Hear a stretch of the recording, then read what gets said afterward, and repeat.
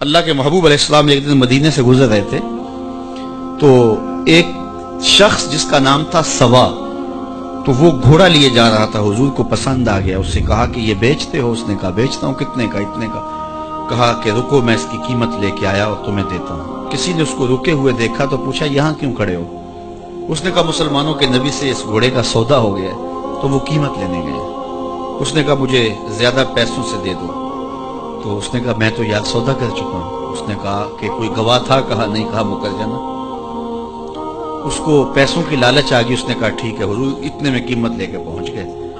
تو اس نے کہا میں نے تو آپ سے سودا کوئی نہیں کیا۔ حضور نے کہا ابھی تو سودا ہوا ہے۔ وہ کہنے لگا میں نے سودا کوئی نہیں کیا۔ لوگ بھی اکٹھے ہونے لگے، ہجوم بن گیا۔ اب حضور کہے میں نے گھوڑا خریدا ہے، وہ کہے میں نے بیچا نہیں۔ اب جب لوگوں کا ہجوم بنا تو لوگوں کے ہجوم کا بھی ایک پریشر ہوتا ہے۔ تو اس نے کہا کہ اگر بات لوگوں پہ چلی گئی تو صادق بھی یہ ہیں، امین بھی یہ ہیں، تو لوگ تو انہیں سچا کہیں گے۔ اس نے کہا اچھا مجھے یہ بتائیں کہ جب دو آدمیوں کے مابین یوں نزاع بن جائے تو اس میں تصفیہ کی صورت کیا ہوتی ہے آپ کی شریعت میں؟ تو حضور نے فرمایا میری شریعت تو کہتی ہے کہ جو مدعی ہے وہ گواہ لائے، والیمین علی من انکر، جو انکار کرتا ہے وہ قسم دے دے۔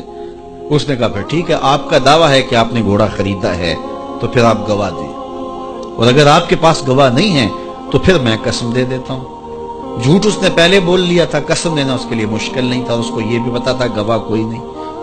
تو اس نے کہا جناب آپ گواہ پیش کر دیں تو میں گھوڑا دے دیتا ہوں جس قیمت پہ آپ بتا رہے ہیں، اور اگر آپ کے پاس گواہ نہیں ہے تو پھر میں قسم دے دیتا ہوں۔ اب بھری بزم تھی، لوگوں کا ہجوم تھا، اور اس نے ایک ایسی بات کی۔ قبل اس سے کہ کچھ دیر گزرتی، حضرت حذیفہ بن یمان الانصاری رضی اللہ تعالیٰ آگے بڑھے اور کہا کہ گواہی مانگتا ہے؟